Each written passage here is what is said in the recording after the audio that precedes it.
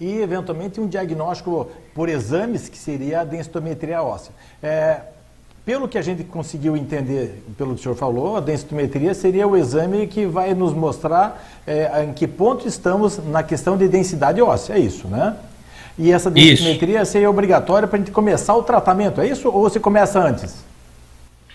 Assim, existem umas ferramentas que a gente utiliza, que é o FRAX, né?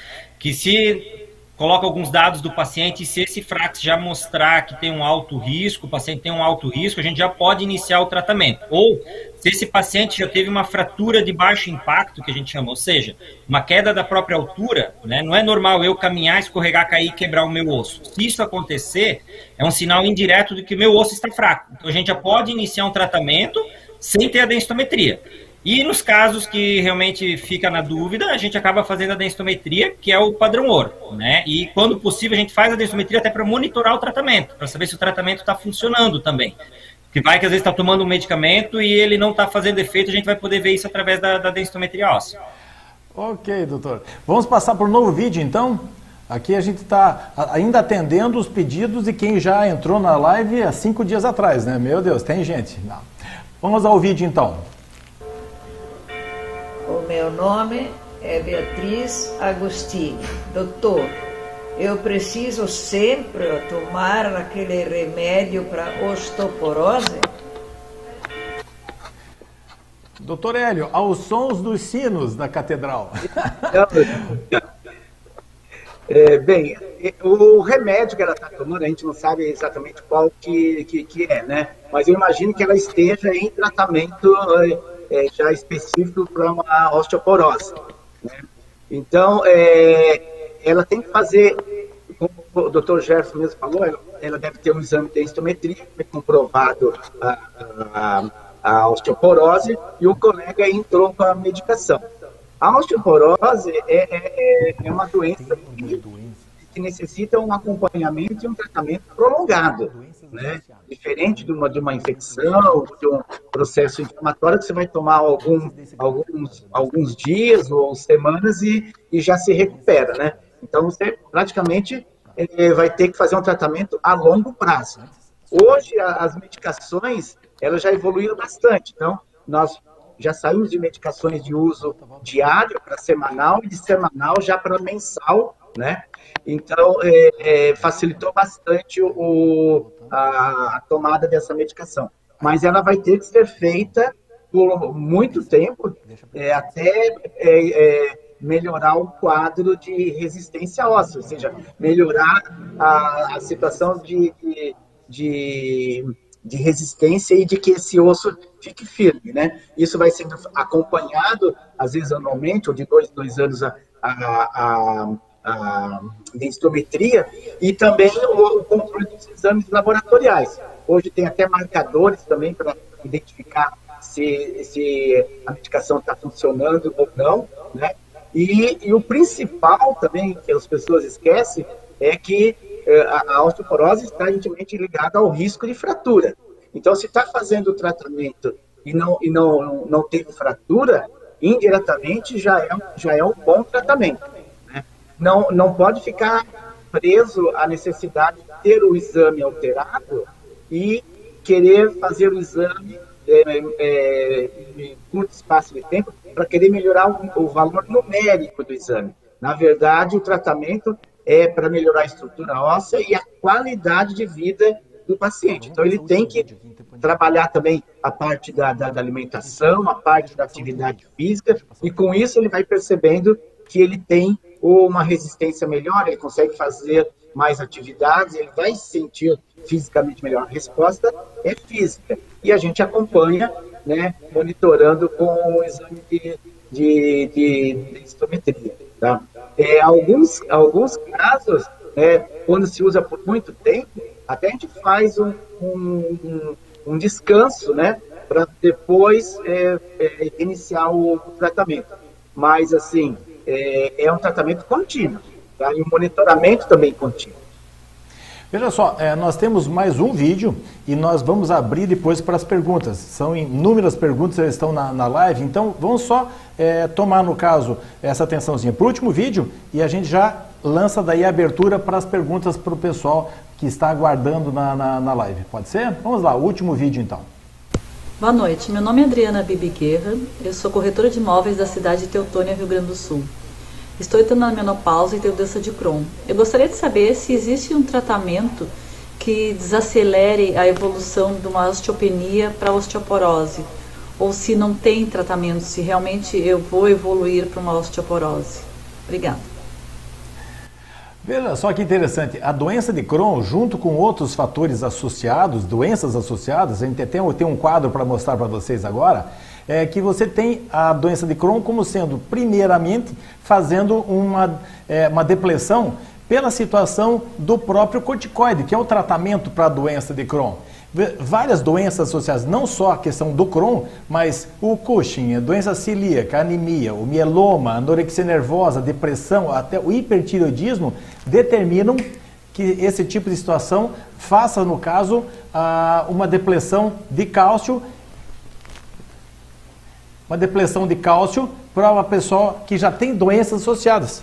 A ideia nossa é exatamente essa, a gente obrigatoriamente tem que tratar a doença básica, porque a osteoporose ela pode ser primária e secundária. A primária você tem basicamente pela idade, etc., mas a secundária é devido a uma outra patologia. O Crohn, por exemplo, além de você, pelo corticoide, não deixar você ter uma resistência óssea específica, você ainda faz com que o teu intestino não capte a questão do cálcio. Então, a ideia nossa de ter o tratamento do Crohn faz com que você tenha obrigatoriamente sim uma melhora do osso, mas você não pode parar de tratar a osteopenia. Essa osteopenia pode virar osteoporose? Pode. São várias doenças associadas. Mas a preocupação nossa seria obrigatoriamente tratar em conjunto a doença básica e a questão da osteopenia e a osteoporose. Perfeito? Nós vamos ter agora, vamos abrir para as perguntas, mas nós temos uns áudios também. Você consegue colocar os áudios para a gente? Isso. Que a gente tem eventualmente... Não, acho que tem mais um vídeo, hein? Não, tem mais 2 vídeos. 2 vídeos? Isso. Podemos colocar, doutores, 2 vídeos? Tranquilo. Sim, sim. Então fechou. Vamos seguir. Só esses 2 vídeos, então depois a gente passa para as perguntas. Perfeito, então. Vamos lá. Boa noite. Meu nome é Maria Cristina Amorim de Carvalho, tenho 68 anos e moro na cidade do Porto, em Portugal. Considero que a minha alimentação é exemplar, mas nela incluo leite. Ora, ouço dizer que o leite é mau para a saúde em geral, pois só as crianças deveriam consumi-lo. Mas sendo, creio eu, que o leite é fundamental para o cálcio dos ossos, será que eu devo continuar a tomar leite como faço habitualmente ou devo deixar de fazer? Interessantíssima essa pergunta, né? É de consultório, isso é uma situação que todo mundo tem dúvida. A questão de medicações, a questão do leite, a medicação, o cálcio, por exemplo. Dr. Jefferson, o que o senhor acha do leite? Assim, existe muito mito sobre o leite. Muitos falam mal do leite, mas a princípio, comprovadamente, cientificamente, os trabalhos mostram que o leite não tem malefício nenhum, bem pelo contrário. Existem vários artigos de revisão publicados em revistas de renome que falam muito bem do leite. O leite é uma fonte de cálcio, fonte de proteína, fonte de várias vitaminas, e o cálcio do leite ele é muito mais absorvido, muito mais aproveitado pelo nosso organismo do que o cálcio dos outros alimentos. Claro que existem outros, verduras, vegetais verdes, nozes, feijão, existem muitos outros alimentos que contêm cálcio, mas a principal fonte realmente que o nosso corpo mais aproveita é o leite, e realmente o leite é a principal fonte de cálcio até no adulto. Isso só da criança tomar realmente não condiz com a verdade, isso é mito. O que acontece são as pessoas que realmente têm intolerância à lactose. Nesse caso, sim, essas pessoas não têm indicação de tomar o leite, porque como acontece com o Crohn, quando a gente faz ingesta de leite, acontece um processo inflamatório intestinal e isso acaba prejudicando a absorção do cálcio. Então essas pessoas com intolerância à lactose realmente não têm indicação nenhuma de tomar leite. Mas as outras todas podem tomar leite tranquilo, sem problema nenhum. Aproveitando que a gente já está discutindo a questão do leite, nós vamos fazer o seguinte, a gente teria, no caso, mais um vídeo para a gente poder conversar a respeito de alimentação, né? Vamos passar na questão do último vídeo do pacientinho do nosso cliente que pediu uma orientação. Vamos lá. Bruna, moro em Benedito Novo e eu gostaria de saber se o cálcio faz mal para o coração e se ele pode causar pedra nos rins. Doutor Jefferson, falamos do leite, falamos agora do cálcio e as consequências de uma nutrição ou até uma sobrecarga de cálcio. Realmente o excesso de cálcio ele é prejudicial para o nosso organismo. Então, se a gente ingerir mais do que 2.000 miligramas de cálcio por dia, ele realmente pode aumentar o risco de calcificações arteriais, o risco de cálculo renal. Então, a gente precisa ter uma dieta adequada, balanceada. O ideal, em média, de 800 a 1.000 miligramas, né? Em média, para as pessoas. Tem algumas situações, gestante, pessoas mais idosas, às vezes até 1.200 miligramas por dia de cálcio. Só para dar um exemplo, um copo de leite, por exemplo, tem 200, 250 miligramas de cálcio. Então, se a gente tomar 3 a 4 copos de leite por dia, a gente já vai ter a quantidade adequada de cálcio. E o contrário também é verdadeiro. Existem vários trabalhos mostrando que a baixa ingesta de cálcio, ou seja, abaixo de 500, 600 miligramas de cálcio por dia, também aumenta o risco cardiovascular. Então, a falta de cálcio, como o excesso de cálcio, pode ser prejudicial. Mas uma dieta adequada, equilibrada, a princípio, não teria problema nenhum, né?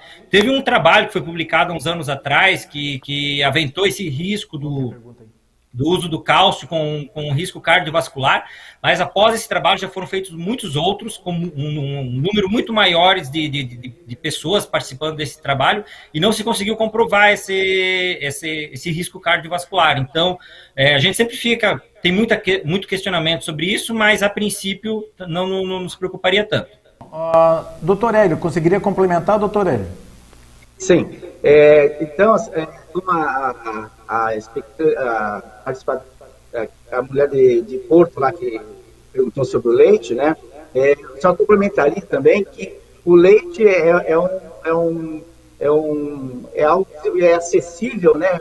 Mundialmente. Então, além de ser barato, então, além de tudo que o doutor já falou, que o leite é importante, desde que a pessoa não tenha alguma doença, né, ou até uma osteoporose secundária, algum distúrbio gastrointestinal que não possa tomar o leite está recomendado, sim, não tem nenhuma outra grande contraindicação e é uma fonte barata e intensa de cálcio, né? E também lá em Porto, a acessibilidade ao peixe também, né, a sardinha, outros tipos de peixe, também é uma fonte rica, né, de cálcio, tá?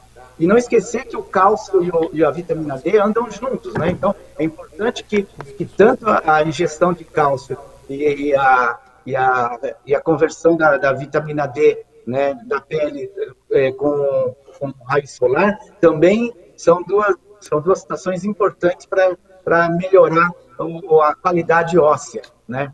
E em relação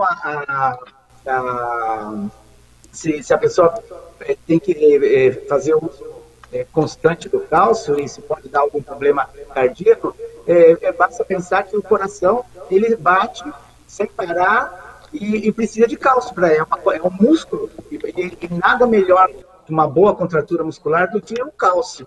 Então, os trabalhos de meta-análise não associa que o cálcio vai produzir alguma coisa exclusiva de problema cardíaco ou até renal. Aí é algum caso pontual mesmo que o médico vai ter que ver e talvez até alterar o tipo de cálcio, que tem outras formas de cálcio para ser administrado também. Veja só, doutor Hélio, nós abrimos agora há pouco a questão das perguntas e já temos nesse assunto do leite e do cálcio uma pergunta. Veja só.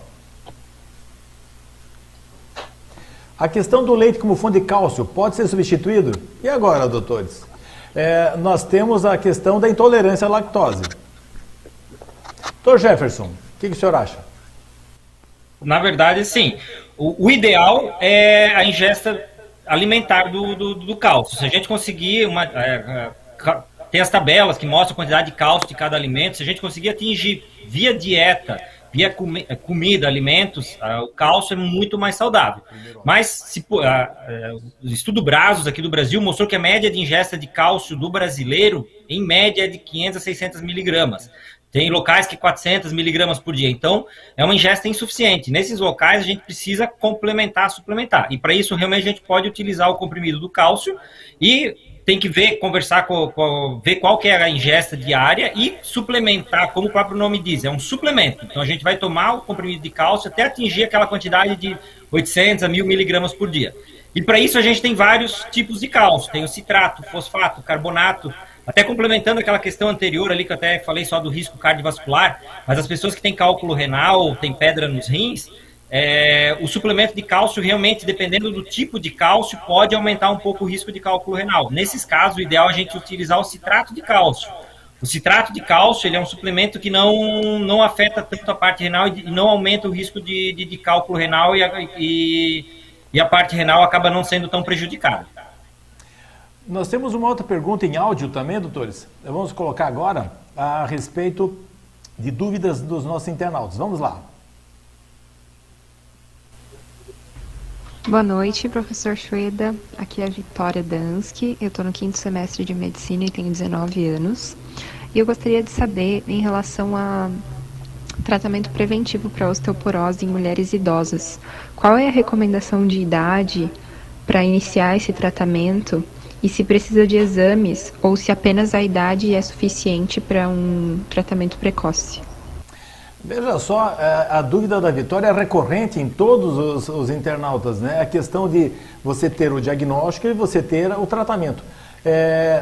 Bom, basicamente, a osteoporose é uma doença incurável. Você vai tentar evitar que ela progrida. O melhor dos tratamentos é o preventivo.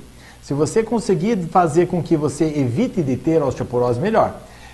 Essa live trata exatamente disso, como você dá o diagnóstico e como você fazer o tratamento, mas o melhor dos mundos é o preventivo. Se a gente tem, no caso, alguém na família já com alterações com osteoporose, você chamaria atenção para você, porque a gente é o que come que os pais da gente foram. Então, a questão de você ter uma alimentação melhor, atividade física e cuidar da genética, da questão de alguém tem na família, você pode ter também, seria interessante.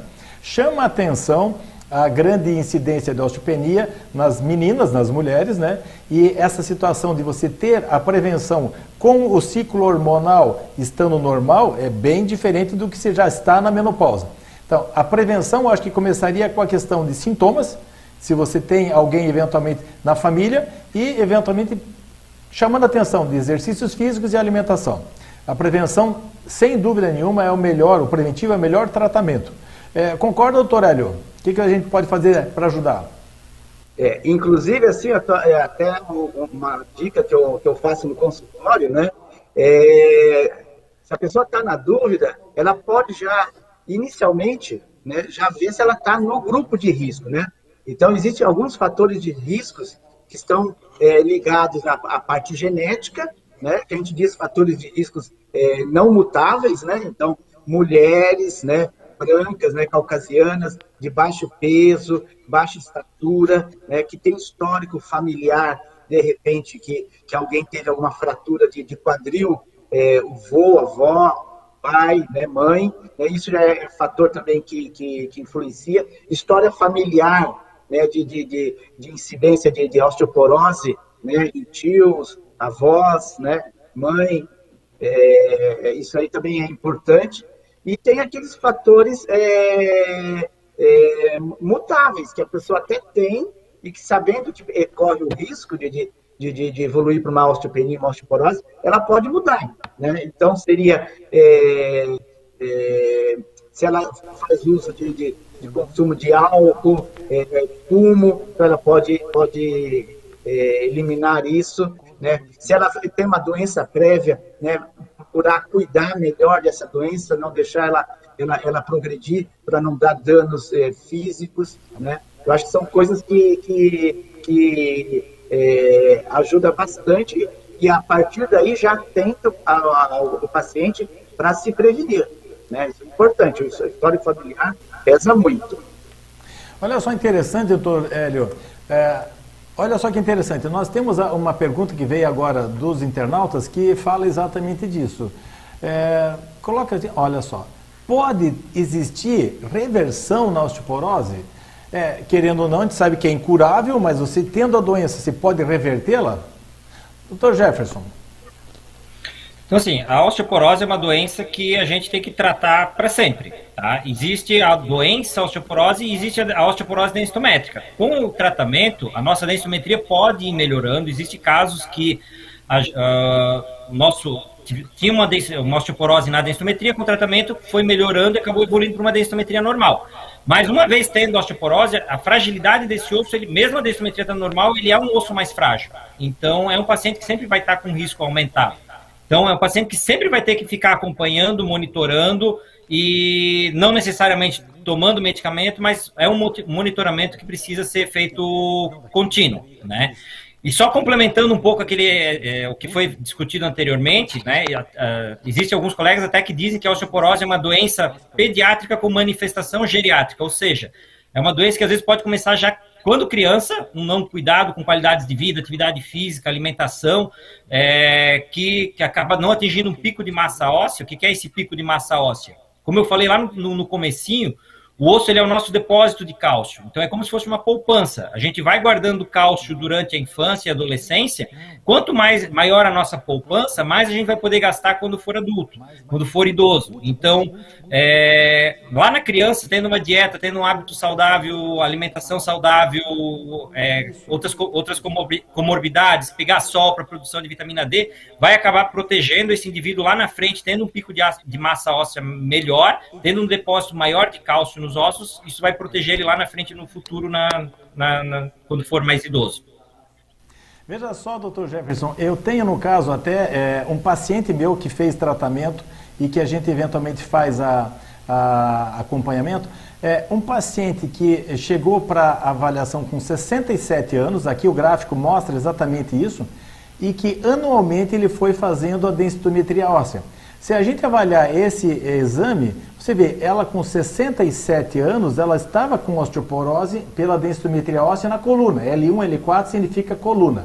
E você tem, eventualmente, com o passar dos anos e o tratamento, veio fazendo, no caso, uma melhora dessa osteoporose, transformando a osteoporose em osteopenia e, aos 74 anos, entrando já na normalidade em termos de densidade óssea.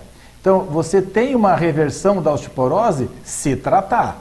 Então, esse quadro eu acho que é específico para o pessoal avaliar em casa mesmo, os acadêmicos ou mesmo os curiosos, os pacientes que estão acompanhando, que a osteoperia, a osteoporose, ela tem reversão, só que ela tem que ser tratada.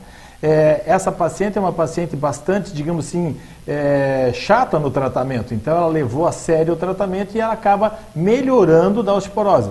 Mas como foi falado antes, você não tem a cura, você tem como tratar ela para poder eventualmente melhorar a situação de densidade óssea.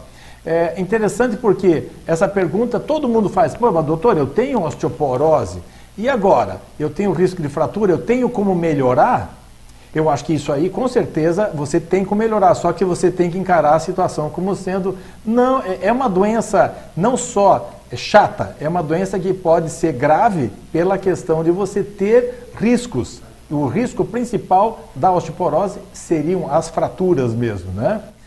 Doutor e assim, ó, não é só também uma doença que você vai ficar rotulando o exame e se preocupar em modificar o exame, né?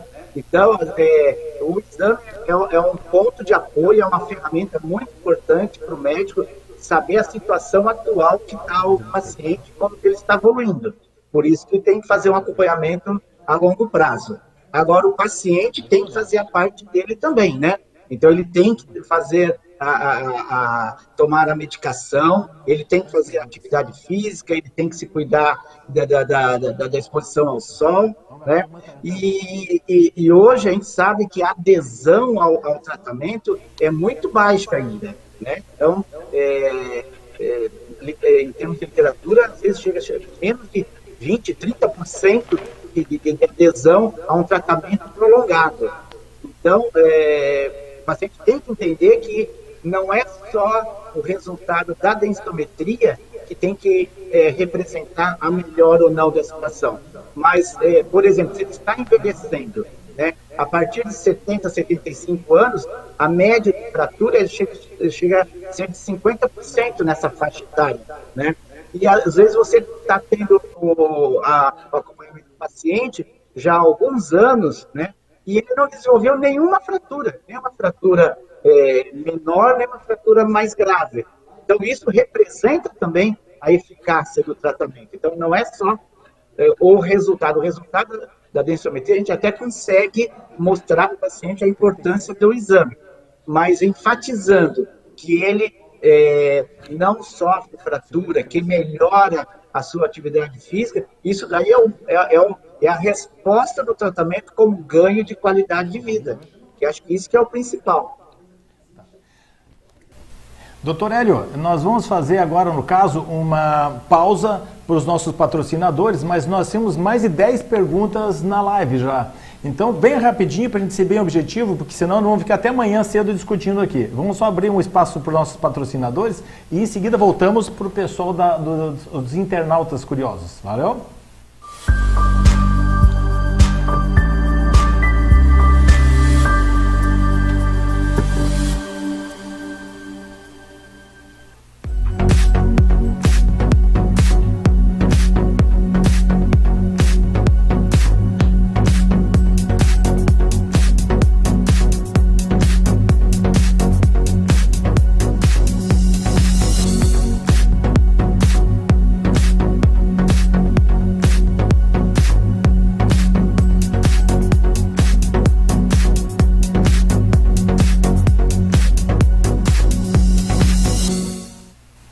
Ok.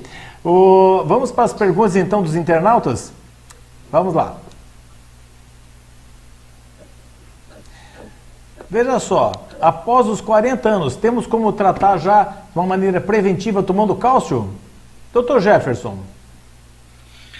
Isso é aquilo que a gente já tinha comentado anteriormente. Se a pessoa tem uma ingesta adequada na alimentação, conseguindo atingir os níveis de 800 a 1000 miligramas de cálcio, aí tem que pegar uma tabela para ver a quantidade de cálcio dos alimentos, não tem necessidade de tomar o comprimido de cálcio. Se já tem uma ingesta adequada, tomando mais um comprimido, pode acabar tendo um excesso de cálcio e acabando tendo os problemas originados desse excesso. Então, tendo uma dieta adequada, não tem necessidade de tomar o comprimido de cálcio. Tem mais algum áudio? Veja só, doutor Jefferson. Doutor Jefferson, nós temos mais uma pergunta que fala exatamente sobre isso aí. Veja só. Existe o tratamento preventivo alimentos só para jovens e crianças? Porque, veja só, você enquanto tiver uma idade ou não tiver patologia associada, você tem que pensar que a alimentação tua é normal. Se você tiver uma alimentação normal, atividade física, você não vai ter osteoporose. Agora, a preocupação nossa, não adianta você fazer um tratamento preventivo aumentando a ingesta de cálcio, por exemplo, ou se expondo a muito sol, se você não tem necessidade de fazer esse tipo de... pecar por excesso. Mas a ideia nossa não seria nem só essa. Você preventivo em jovens e crianças, eu não acredito, Hélio, preventivo em crianças e jovens? Na verdade, a doença é evolutiva, né? Você não vai ter a osteoporose na fase infantil, adolescente ou adulto jovem. Mesmo porque a massa óssea ela está naquela curva de crescimento, né? O que ocorre é que quanto mais alto tiver o nível, né, nesta curva, você está fazendo um depósito, uma prevenção para o futuro. Mas isso aí também está ligado à tua carga genética, à resposta de manutenção de atividade física. Então, se você faz atividade física já desde adolescente, desde criança, né, vai ser mais fácil manter isso na fase adulta e mais tarde, do que como nós vimos aquele espectador que chegou aos 70 anos e pensando agora em fazer atividade física. Então, o organismo vai acabar reagindo melhor quanto mais atividade física e melhor alimentação tiver, né? Agora, a osteoporose na adolescência ou criança, aí só se tiver mesmo uma osteoporose secundária com uma patologia prévia ou uma doença, um erro inato do metabolismo, uma osteosatirose, uma doença genética que possa desenvolver isso, né? Uma doença renal, aí seria outro tipo de doença levando a uma osteoporose secundária. Agora, de evolução, não. Veja só, nós temos mais algumas perguntas também, e na sequência, veja só, nós falamos sobre leite, nós falamos sobre exercício, nós falamos agora sobre colchão ortopédico. Bom, experiência sua, Dr. Jefferson, em colchões ortopédicos?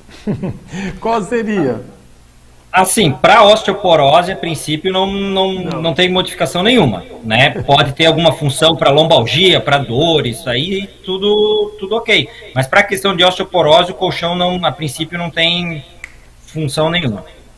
Vamos lá, temos mais perguntas aqui, agora virou assim, qual seria o melhor exercício para criar massa óssea? Doutor Hélio, a gente acompanha basicamente a questão da osteoporose como sendo necessário exercício, e quanto mais você tiver estímulo da musculatura, melhor.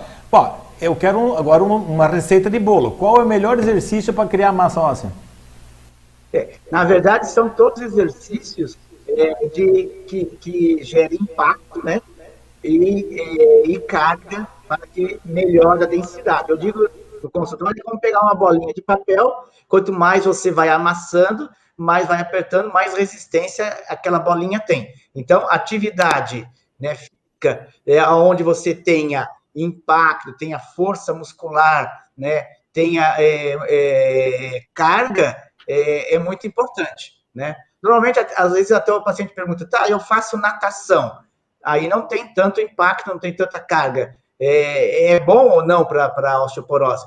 Na verdade, se está fazendo atividade física, você está fazendo força, você está fazendo contratura muscular, está estimulando a absorção de cálcio, fazendo o metabolismo da vitamina D, e com isso, melhorando a nutrição óssea. Então, atividade física que tem impacto, ou atividade física que tenha contratura muscular, são atividades importantes para criar a massa óssea, para melhorar o quadro de massa óssea, e isso em qualquer idade, né? Veja só, doutor Hélio, agora nós vamos colocar mais tempero na nossa live. Veja só, chance de osteoporose em paciente bariátrico. Quer dizer, você tem duas situações, o paciente que já é sobrepeso, e o paciente que vai fazer a cirurgia a nível bariátrico para diminuir peso, só que altera completamente a situação específica de nutrição do paciente, tá? Você, claro, vai ter sérios riscos. Doutor Jefferson, nós falamos de leite, cálcio, falamos de exercício, falamos de sol, falamos de colchão ortopédico. E agora, paciente, vamos complicar a situação, paciente bariátrico. Então, assim, a chance do bariátrico ter realmente uma osteoporose é muito grande, tá? Praticamente posso dizer que quase todos vão ter uma perda de massa óssea após a cirurgia bariátrica. Tanto é que faz parte dos protocolos, muitos deles, fazer até uma densitometria logo pós-imediato ou pré-cirurgia bariátrica, exatamente para fazer esse monitoramento. Tá? E por que, na verdade? Existe uma delas é porque na cirurgia bariátrica geralmente diminui a absorção, alguns tipos de cirurgia acaba diminuindo o tamanho do intestino, então tem vários tipos de cirurgia, umas acometem mais, outras acometem menos, mas acaba prejudicando principalmente a absorção do cálcio nesses pacientes, e isso acaba tendo um problema. O fato de ser obeso, geralmente nesses pacientes o nível de vitamina D também é baixo, então e tem a necessidade de fazer uma reposição de vitamina D pré-cirúrgica também, e existe também os pacientes que são bem acompanhados, não acabam tendo uma suplementação de cálcio, e observou-se que nesses pacientes também acaba evoluindo uma osteoporose. Então existe algum outro fator hormonal ali do próprio intestino, da cirurgia, que acaba afetando, que ainda não se sabe ao certo o que acaba gerando osteoporose. Mas praticamente 90%, 100% dos pacientes bariátricos vão acabar desenvolvendo uma perda de massa óssea. Vamos agora para outros áudios, e até agora sim, agora pegou fogo. Aqui está cheio de perguntas. Vamos ver se a gente consegue agora escutar um áudio e já em seguida já dá atenção para o pessoal os internautas hoje eles estão querendo saber de tudo, desde cirurgia bariátrica até colchão ortopédico. Vamos lá, áudio para nós. Olá, Dr. Shweda. Eu sou o Gabriel Lugli, do 5º semestre de Medicina, e a minha dúvida é possível utilizar exercícios físicos como um tratamento adicional da osteoporose? E se sim, quais são os exercícios mais adequados para esse tratamento? Acho que já foi respondido, né? Podemos passar para a próxima? Então tá, próximo áudio. Não. Oi, eu sou o Gustavo Balestrin, sou acadêmico da Univale, Itajaí. Estou no 12º período de Medicina. E eu queria saber um pouco sobre a osteoporose, se existe hoje, além da idade e de ser mulher, outros fatores de risco conhecido, se a gente tem que atentar para algum medicamento diferente que o paciente possa estar tomando que possa aumentar o risco dele ter osteoporose. Doutor Hélio, veja só, medicações associadas. O senhor falou alguma coisa no início da live, quem eventualmente não estava pode até complementar agora. Doutor Hélio. No caso de uso de alguns medicamentos, elas podem favorecer a osteoporose secundária, exatamente ao uso dessas medicações, né? E elas estão ligadas a algumas patologias básicas, né? Então, como nós já falamos da parte da cirurgia bariátrica, por exemplo, né? Tem outras patologias ao nível de intestino que acaba diminuindo, né, a absorção de cálcio, interferindo no processo da matriz óssea. Então, a gente tem síndrome de má absorção, doença de Crohn, várias outras doenças que interferem na parte do epitélio do intestino, e aí vai reduzir a absorção. Outras doenças, às vezes até que é comum no idoso, então, no caso de pessoas deprimidas ou que fazem tratamento de convulsão, né? Então, os anticoagulantes, os antidepressivos também são medicamentos que diminuem a absorção de cálcio no intestino. Do 5º semestre de Medicina da Univille, e eu queria tirar uma dúvida sobre pacientes renais de osteoporose. A gente sabe que os pacientes renais crônicos comumente desenvolvem doença mineral óssea, mas essa doença ela pode ser considerada uma osteoporose? E se ela é considerada uma osteoporose, ela é secundária DRC e tem a fisiopatologia decorrente da DRC, ou ela tem a fisiopatologia normal da osteoporose? E além disso, nesses casos, em pacientes que têm osteoporose, são doentes renais crônicos, tem alguma diferença no manejo desses casos? Muito obrigado, professor. Veja que interessante, nós falamos de osteoporose primária e secundária. Chamaram a atenção da bariátrica, chamaram agora do DRC, que seria as insuficiências renais, as doenças renais crônicas. A questão do renal crônico, ele tem uma particularidade, porque o rim, na verdade, ele está sendo bloqueado para eventualmente não absorver a vitamina D e com isso fazendo, no caso, uma depressão de todo o estoque ósseo. O renal crônico basicamente um osteopênico, um paciente com osteoporose, mas é secundária. Se você não trata o paciente renal, você não vai poder tratar a osteoporose. Você pode até suplementar, fazer exercício, mas se não tratar a doença básica, não vai conseguir. Tanto é que a suplementação de vitamina D e toda a situação de tratamento da osteoporose é obrigatório, juntamente com o tratamento da DRC, né? Porque se você tem esse tipo de alteração renal, você vai começar não só a perder cálcio, mas você vai acabar fazendo o quê? Não repondo o cálcio na parte óssea, né? Tanto que você vai fazer um tratamento para a insuficiência renal calcado em cima de vitamina D e calciferol também, né? Dr. Jefferson, ideias do... Veja só, o senhor já falou de bariátrica, doença renal crônica faz parte do métier também da osteoporose, não? Sim, com certeza. O renal crônico, principalmente o paciente dialítico, ele acaba tendo uma diminuição da massa óssea. Tanto é que existe uma síndrome chamada doença óssea relacionada à insuficiência renal. E nesses casos, a gente não pode utilizar os medicamentos, muitos desses casos a gente não pode utilizar os medicamentos comumente utilizados para osteoporose, porque esse é uma osteoporose diferente da normal. diferente, tá? Então, se a gente utilizar nesses pacientes um alendronato, que é um medicamento comumente utilizado, a gente acaba até piorando a osteoporose desses pacientes. Então, esses pacientes muitas vezes têm que fazer uma biópsia óssea, né? Para ver como é que está esse osso, que a gente chama de um osso adinâmico, é um osso que não está trabalhando direito. E aí, se a gente utilizar essas medicações, acabam aumentando mais esse osso adinâmico, piorando mais ainda. Então, é um paciente complicado de tratar, realmente é um paciente mais difícil, né? Nesses casos, realmente quem trata é o nefrologista, é o médico que está fazendo o tratamento da insuficiência renal, e aí ele que vai acabar solicitando, às vezes, a biópsia e fazendo o tratamento desse paciente. Né? E questão da vitamina D, realmente, é o paciente que a vitamina D, para ser metabolizada, para ser ativada, ela precisa passar pelo rim. Então, se o paciente está com insuficiência renal, esse rim não está trabalhando direito. Então, a vitamina D desse paciente também não é adequada. E a gente acaba necessitando utilizar nesse paciente uma vitamina D diferente, não é aquela normal que a gente toma para os outros pacientes. Também, a vitamina D diferente é a vitamina D ativada. Veja só, doutores, agora sim, agora pegou fogo aqui. Nós vamos lançar mais uma pergunta dos internautas que fala exatamente, tratada a osteoporose, melhorando a densitometria óssea. E aí, vamos suspender o tratamento? Vamos mostrar aquele slide, talvez, que a gente tinha mostrado da outra vez. Né? Se a gente conseguir fazer, eventualmente, essa avaliação, dá uma olhadinha naquele slide que nós apresentamos antes. Dá uma olhadinha lá. Chegando nesse nível de recuperação que nós temos da densitometria óssea. Vamos lá.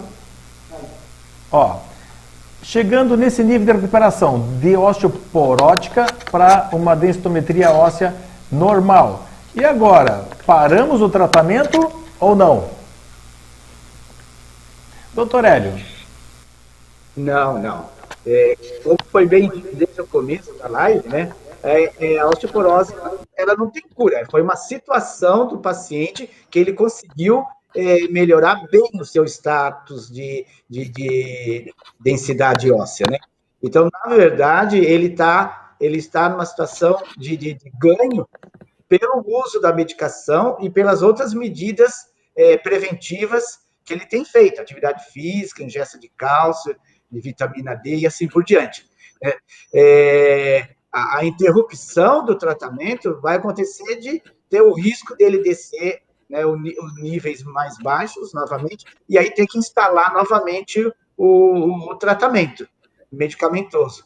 Então, acho que dependendo do caso, né, se mantém para poder manter os níveis melhorados, né?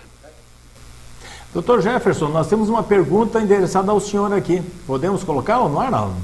Vamos lá. Sim, tranquilo. Qual é a idade que a criança pode fazer a densitometria óssea? Olha, tem um familiar que, uns 6 anos, já teve 3 fraturas. E agora? Então, assim, o que precisa para poder fazer uma densitometria óssea, a criança tem que ficar parada.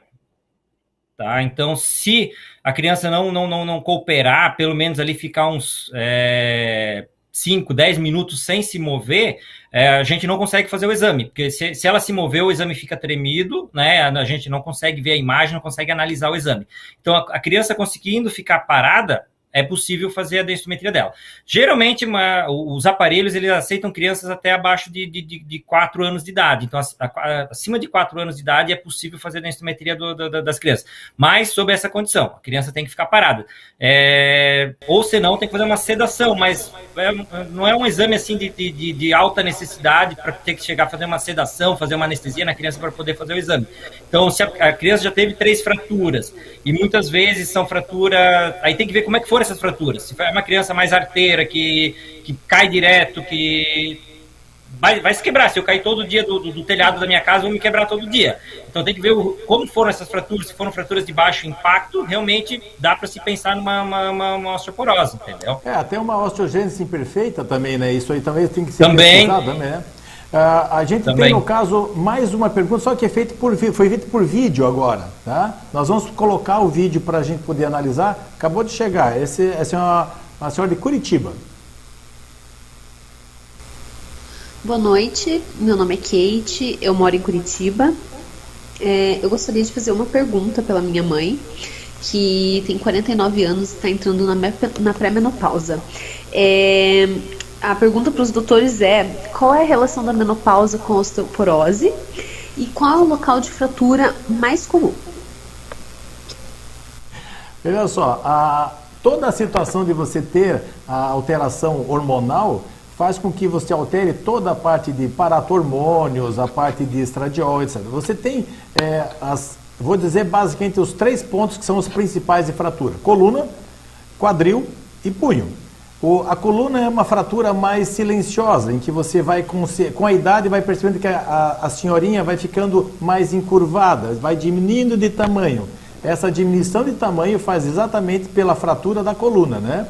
A ideia nossa é que você tendo a pré-menopausa, tendo esse tipo de situação de baixa hormonal, seja com toda certeza avaliado a questão dos fatores de risco que foram conversados na live, se fazer a densitometria óssea e se começar já o tratamento preventivo. Então, independente que seja, orientações para tratamento de uma pré-menopausa, Dr. Hélio e Dr. Jefferson, eu vou deixar em aberto agora. Deixa eu só... que a gente já... Pode falar, Hélio. É só pontuar a colocação da pergunta. Acho que ela quis saber assim, qual a relação, né, do início da menopausa com o surgimento da osteoporose. Na verdade, isso daí não é uma divisão assim abrupta, né?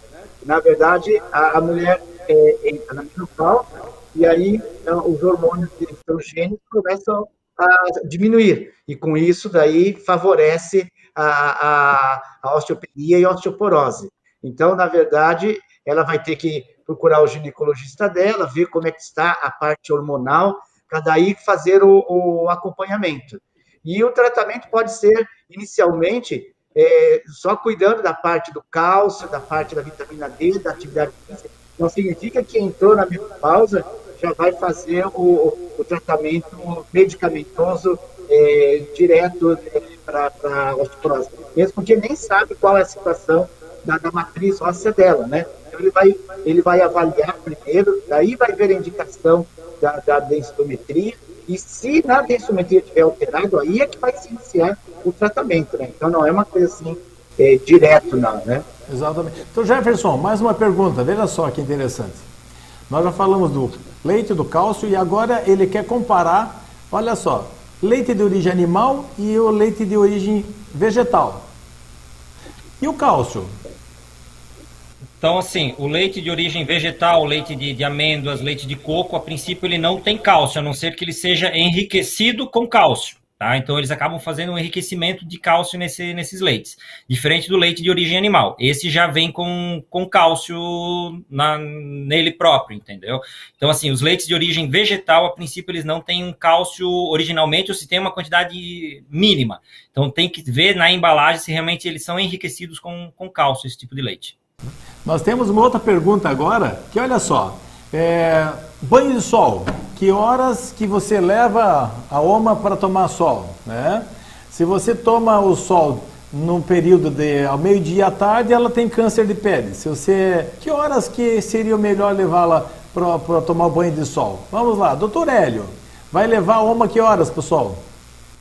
Bem, primeiro assim, que é importante levar ao sol, né? A vitamina D, ela está inativa na pele, então ela precisa dos raios solares, né, para poder ser ativada e fazer a sua função. Então, primeira condição, tem que tomar sol. Outra coisa, não tem que tomar sol o dia todo, né? 20 minutos é o suficiente, tá? Então, o melhor sol é o sol mais forte. Então, realmente, o sol próximo do meio-dia seria o mais eficaz, vamos dizer assim, tá? Agora, em relação à exposição dos raios solares muito forte e problema de pele, né, você pode alternar as áreas que estão no sol, você pode expor, né, áreas que não são tão frequentes as lesões de pele, então você pode usar a parte das costas, a parte das pernas, né, já é uma área importante para receber o sol. E não esquecer também que o protetor solar impede essa ação ultravioleta na pele. Então, tomar sol sem o protetor solar. Mas naqueles 20 minutos. Depois, se vai sair para a rua, ficar o dia todo no sol, aí passa o seu protetor solar. E não precisa ser exclusivamente no rosto e nas mãos, né? Nós trouxemos uma foto do pessoal combatendo a osteoporose na Praia do Pinho. Nós vamos mostrar agora aqui, tá? Ótimo. Fechou? Aí é uma grande área de exposição ao solar. Não, né? é prevenção de osteoporose, a gente não pode deixar de culpá-los. Mas tudo bem só. A ideia nossa é que a gente tem agora outras perguntas. Vamos lá. Vamos atender o pessoal. Ó, essa senhora já tem osteoporose. Toma cálcio uma vez por mês. Há necessidade de tomar cálcio diariamente também? Obrigado. E agora, doutor Jefferson, uma vez por mês o cálcio? Cálcio, na verdade, ele tem que ser usado diariamente. Provavelmente o que a paciente deve estar se confundindo, ela não deve estar tomando cálcio. Esse de uma vez por mês provavelmente deve ser um outro medicamento, provavelmente ou risedronato ou ibandronato, que é um medicamento que a gente toma mensal, tá? Ele é um medicamento que auxilia na osteoporose, mas ele não é o cálcio, né? A gente fala que o tratamento da osteoporose é um tripé. A gente precisa do cálcio, a gente precisa da vitamina D, que é o que faz a absorção do cálcio, e a gente precisa de uma droga ativa, né? A droga ativa é o medicamento que realmente vai atuar na osteoporose. A gente ter só a droga ativa, no caso, e não ter o cálcio, não ter a vitamina D, o risco desse tratamento não funcionar é muito grande. A gente precisa das três coisas juntas para o tratamento funcionar.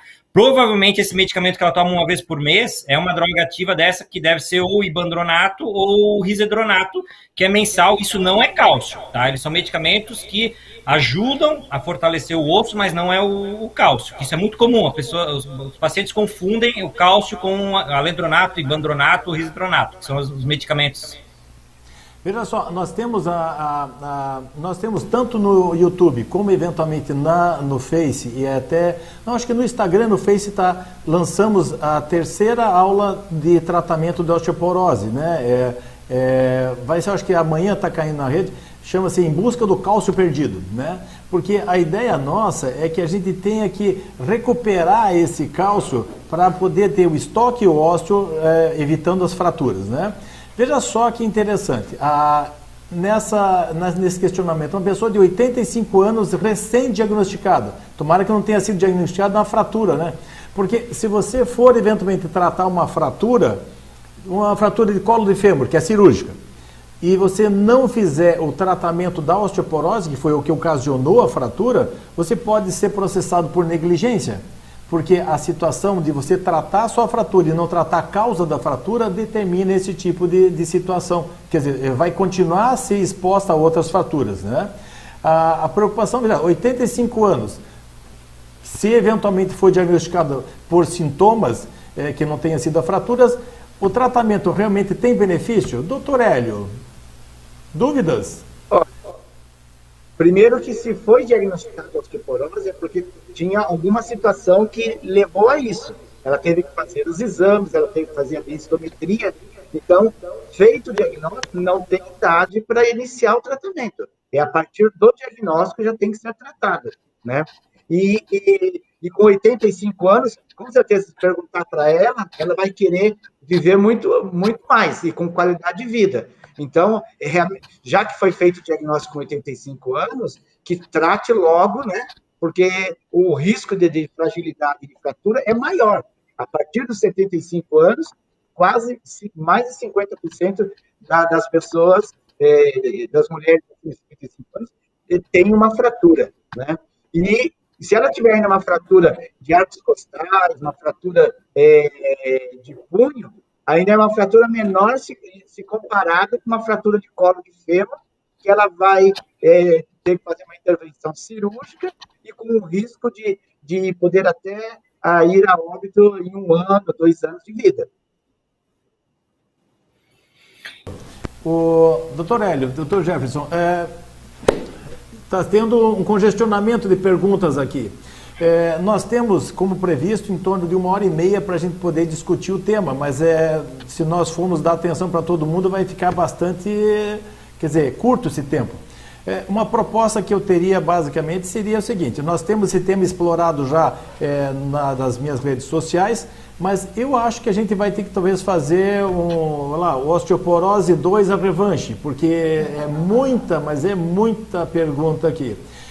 Vou deixar o tema no ar, mas a ideia minha seria o seguinte: vamos colocar os patrocinadores para a gente poder eventualmente valorizar todo esse espaço que eles proporcionaram para nós, mas que com certeza no retorno nós vamos pensar seriamente na questão de fazer uma live 2 aí, viu, de osteoporose. Muita pergunta.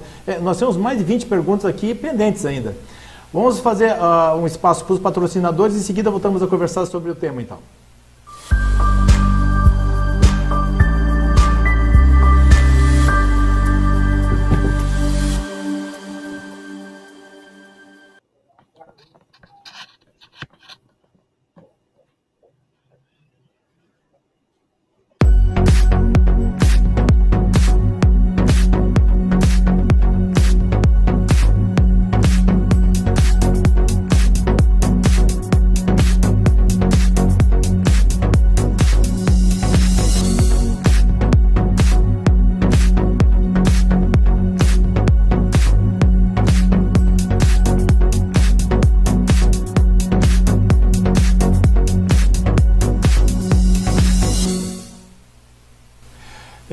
Nossa equipe técnica aqui limitou agora em mais 2 perguntas, tá? Para a gente poder respeitar o tempo. Vamos lá. Penúltima pergunta, então, da live. Infelizmente, os que eventualmente ficaram com as outras perguntas, vamos fazer vamos avisar quando vai ser a segunda etapa, né? Gostaria de saber sobre paciente com câncer. A live foi muito impressionante do ponto de vista de variação de perguntas. Desde colchão ortopédico, paciente bariátrico, a situação de osteopenia, osteoporose em crianças e agora em pacientes oncológicos. Vamos lá. Passa por rádio e quimioterapia. Dr. Jefferson, sua vez. Então, assim, os pacientes que passam por quimioterapia, principalmente, muitas drogas que são utilizadas na quimioterapia acabam reduzindo a baixa massa óssea, principalmente câncer de mama, câncer de próstata, são medicamentos que acabam diminuindo muito a densidade óssea. Então, esses pacientes realmente merecem um acompanhamento, né? E o próprio câncer por si só, dependendo do tempo do diagnóstico, ele acaba consumindo o nosso corpo e acaba até predispondo a uma osteoporose, dependendo do câncer. E a radioterapia, ela, dependendo do local que ela for feita, realmente ela pode afetar a parte óssea também e acabar levando a uma redução da baixa óssea naquele local também. Mas a quimioterapia, principalmente, né, é uma causa muito comum de osteoporose. Realmente os pacientes merecem ser feita uma avaliação e ver da necessidade, fazer o exame de densitometria e ver da necessidade do tratamento. Veja só, doutor Jefferson e doutor Hélio, faltava essa pergunta, né? Querendo ou não, você tem que pensar no pessoal que tem a questão de uma hipertensão ou eventualmente o pessoal que já tem stent. Tá, o pessoal tem no caso, 8 stents e você tem osteopenia ou osteoporose associada. E aí, toma cálcio ou não toma cálcio? Doutor Hélio. Olha, vai depender do grau de osteoporose que ele vai estar desenvolvendo, né? Se ele é um paciente cardíaco e paralelamente ele já é portador de osteoporose, né? Ele vai ter que fazer o tratamento. E o tratamento envolve a injeção de cálcio. Aí, é lógico, vai ter que ver que tipo de cálcio vai se utilizar. E não esquecer que o cálcio também ele deve, né, ser tomado em doses fracionadas. Então, você pode até diminuir a quantidade, mas poder usar continuamente e monitorando, tá? Mas não é que o cálcio exclusivamente vai dar ou vai complicar a parte cardíaca dele. Né? Veja só, nós temos a complementação dessa pergunta com o Kennedy. Tá, arteriosclerose. O cálcio, já falamos do stent. Doutor Jefferson, tem risco de aumentar a questão de calcificação das artérias, não? Então, aquilo que já tinha comentado no início da live ali, né, a gente tendo uma ingesta adequada de cálcio, se a gente conseguir na alimentação a ingesta das 800 a 1000 miligramas, a princípio não tem um risco aumentado de calcificação de vasos, de artérias.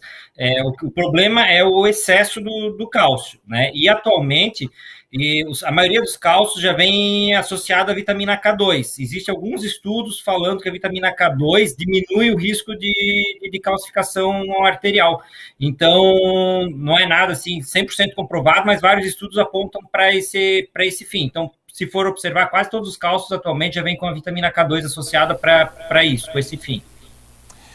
Dr. Jefferson, Dr. Hélio, a preocupação nossa é que esse tema, primeiro, é uma doença incurável, que precisa tratamento pela questão dos riscos que ela proporciona em termos de qualidade de vida e autonomia, e que, eventualmente, a gente tem, a live está com mais de 100 participantes, a gente teria, no caso, talvez até uma responsabilidade em cima dos que, eventualmente, fizeram a pergunta e não foram atendidos, que a gente tivesse a continuidade.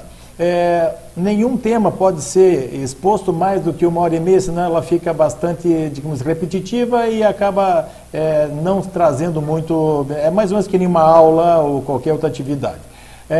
Eu gostaria do pessoal que tivesse interesse, viesse para a questão das redes sociais e que a gente formatasse, não sei se é a opinião comum de vocês, Dr. Hélio e Dr. Jefferson, uma osteoporose 2.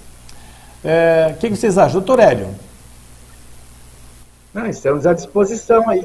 Se tem perguntas, sinal que o pessoal tem dúvidas, né? E a gente está aqui para responder. Doutor Jefferson? Sim, com certeza. Só marcar a data ali, podemos fazer uma nova live aí, esclarecer as outras perguntas que faltaram e às vezes até responder via e-mail, via chat mesmo ali nas plataformas ali, às vezes dá para responder algumas questões também, mas dá para fazer sim, com certeza, uma outra live. Fechou. Eu tenho que agradecer primeiro ao time, né, Dr. Hélio, Dr. Jefferson, pela disponibilidade, pela questão da paciência também, da gente poder, foi assim um período entre preparar a live e realizar ela, não foi de um dia para o outro, mas a gente tem que agradecer a presença dos doutores, a presença dos patrocinadores e principalmente de coração a presença dos internautas que prestigiaram a nossa live. Vou deixar aqui uma despedida minha, mas eu gostaria de ter a finalização do Dr. Jefferson e Dr. Hélio. Dr. Jefferson.